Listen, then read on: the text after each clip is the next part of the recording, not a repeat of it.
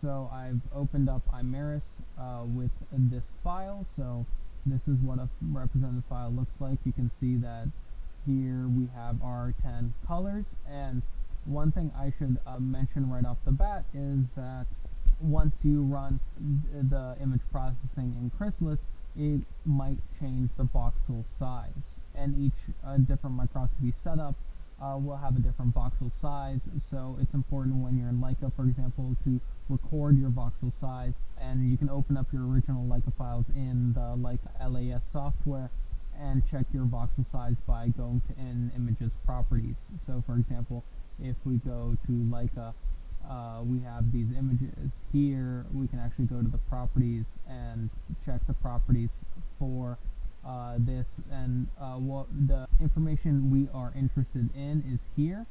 So the voxel width is 240 nanometers, the voxel height is 240 nanometers, and so that's the critical information. And if this were a 3D image, you'd also get the depth. So here it's 0. For my images, it's typically 494 nanometers, but that'll be written there. And so those are the three parameters that you need, because then in Imaris, you go to image properties, and from there in the geometry, you want to edit the X, Y, and Z to reflect the size. And so you saw that it was 240 nanometers for the X and the Y, so it's 0.24 for the X and Y here, and for me it's 0.494 in the Z and for these sets of images, so that's what's selected. Under the channels, you can actually also change the name of the channels and what color is used for that channel in this window as well. And so once all those settings are set, just hit OK to save them. So this is now our wonderful 11 color image, because it has the initial 10, which we acquired on the focal microscope, and this 10th DC channel, which we made with Chrysalis. This DC channel includes only the voxels that are MEC class 2 and CD11C positive. So you can see that for MEC class 2, there's all these cells here that lack CD11C. So all of those will be excluded from our DC channel, and there's some CD11C positive cells like here that lack MEC class 2, so those are going to be avoided by our new channel as well. So as you can see, this DC channel is cleaner than either the MEC class 2 or CD11C channel on its own. But additionally, these F480, B220, CD45.2 and CD3, so the any spots that are very bright for these channels were also eliminated, and so the result is this very clean image. So we can use it to actually generate surfaces to identify dendritic cells. Now, to generate surfaces, I'm going to use the TCR transgenic T cells that we transferred as the example. So here is CD45.2 staining to identify the TCR transgenic T cells that were transferred into this mouse. So this mouse is a CD45.1 mouse, that's why, and the cells were CD45.2 that we transferred in, so that's why you have such clean staining. And so to make a surface, we go up to this button here, this blue surface button. We press it, and then we follow the instructions of this wizard here. So I want to process the entire image, so I do not segment a region, I leave that unchecked. Then I hit next, then I have to select my channel, so I'm using this cyan CD45.2 signal in channel 6, so we select that. For the details, I typically use the default, which is as detailed of a surface detail as is available for how the image was actually acquired. And here you can select between absolute intensity and background subtraction. Local contrast, I typically do absolute intensity, but you could select background contrast. That's good if you're, for example, having a lot of edge effects. So if, for example, this was the edge of the image here, you might get some false positives there. So then here you want the local contrast that is available with background subtraction, but typically I use the absolute intensity. So then we hit next, and so now we actually are seeing the surface generation. So in gray is the actual new surface that's going to be generated, and so here we can go and left click on the slider and modify what's actually being selected for the surface. So here you can see there's very little gray covering the cyan, so this is under doing the surface generation. Here you can see that it's just picking up almost the entire image, so that is way over selecting. And so if we can click here to switch back to automatic, so this is what the program thinks it's right. Now don't always go based on the automatic, because sometimes the program gets confused if there's a little bit of background noise, and your automatic might look more like this than it should.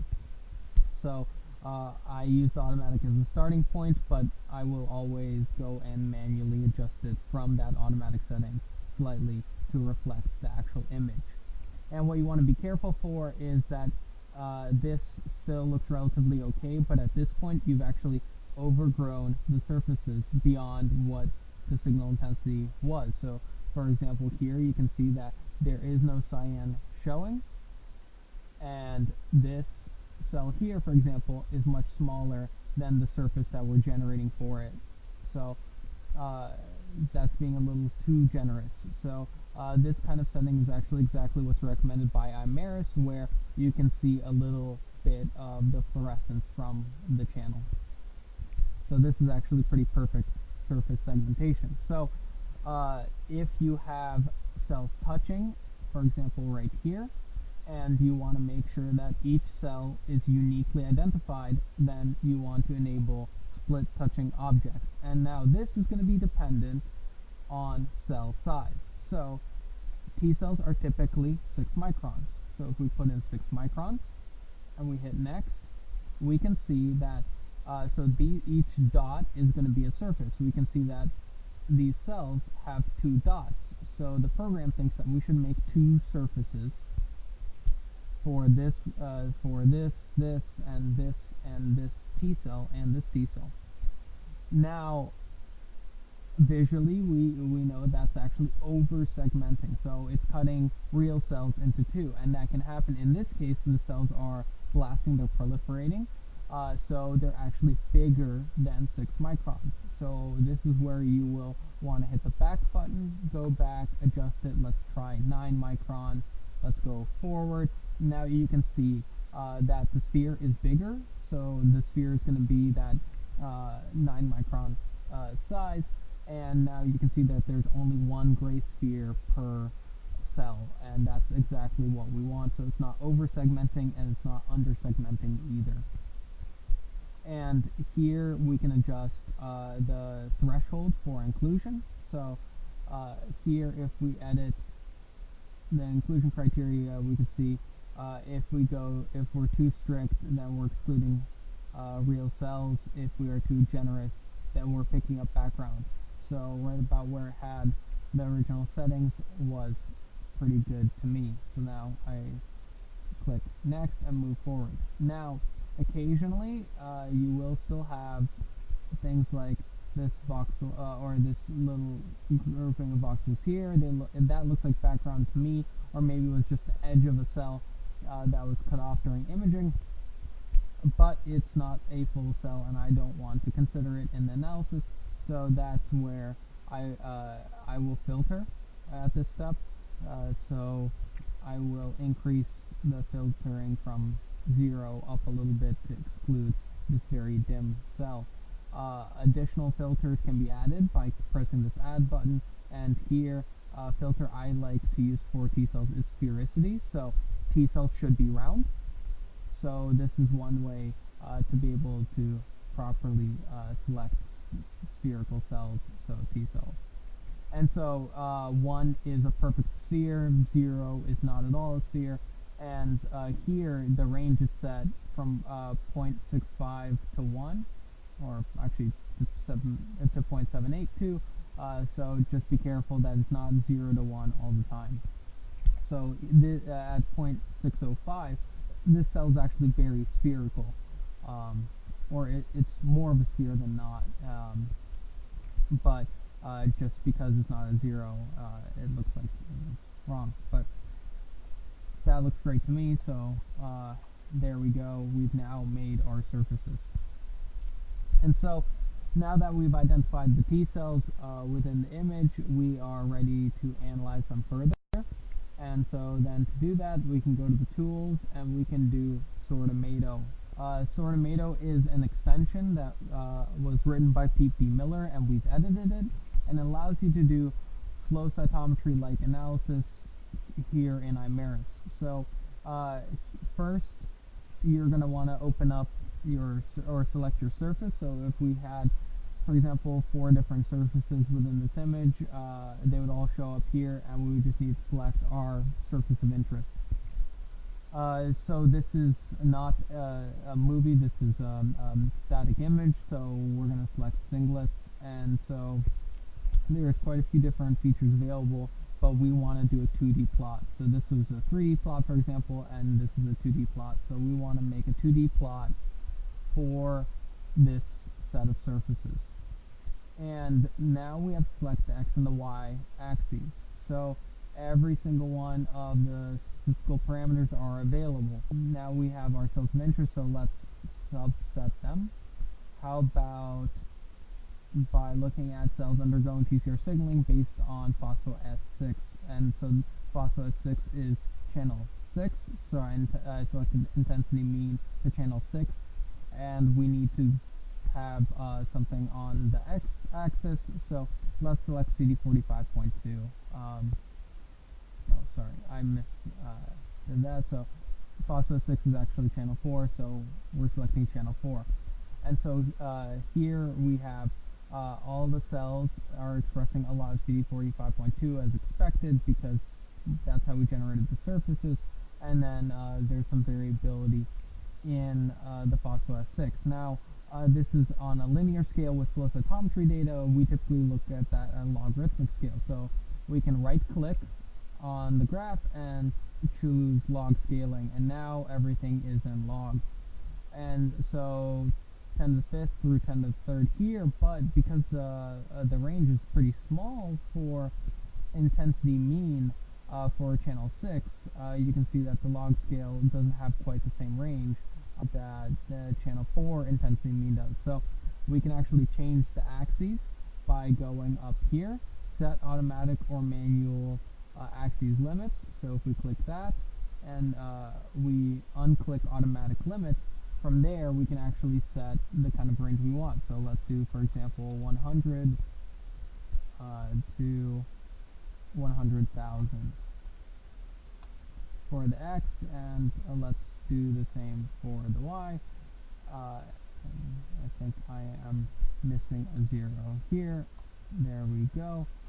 And now you can see we're going from 10 to the 2 to 10 to the 5th on both scales. So we have some cells that are brighter for phospho-S6 and a cell that's dimmer for phospho-S6. So let's look at the cells that are brighter for phospho-S6. So here we can draw different gates. I selected this rectangle region, and when we do that, what you see is that you get the gate, you have the percentage, and you have a name. Now if we are clicked on the graph, and then we by left clicking on the graph and then we click E, then we can actually name this gate, and so this is going to be phospho-S6, and so we hit OK, and so this is rectangle, phospho-6, rect for rectangle. And now let's do the phospho-6 negatives, so that's going to be rectangle 2. Let's edit that name, no no phospho-6, no P6, PS6, and so now we can select between these two gates by going up, clicking here, and selecting between these two, like so. So this matters because let's say we want to go and look at just the phospho-6 positive cells that are selected here. We can look at them in a couple different ways. So one thing we can do is we can click that black button with the plus graph, and so now we are looking at just the phospho-S6 positive cells, and now we can subset them further in any way we want. The other button we can press is this. So this will actually make a new surface in our image that just includes cells within this gate. Alternatively, you can press this other button and it will make a new surface of cells that are only outside of that gate. So it excludes anything in this gate. And so we can go back to Imaris, and so you can see now we have two new surfaces here that we can look at. So what do these surfaces look like? They're here, and then there's that one guy here. And so this is a really nice way for us to validate our gating, actually, is that, so here we can look at, this is phospho-6 signal. So here I'm selecting the surfaces for all of the TCR transgenic cells, and what you can see as I click it on, these cells all have some phospho-S6, so the green staining, whereas this cell has no phospho-S6 at all that's visible there. So these these 5 cells were selected based on phospho-6, and that's correct. This one cell was outside that gate, and that is the one cell that lacks phospho-6. So we have now identified cells in Imaris, gated them as we would in Flojo, then went back to the image, overlaid our identified cells, and validated our gating strategy.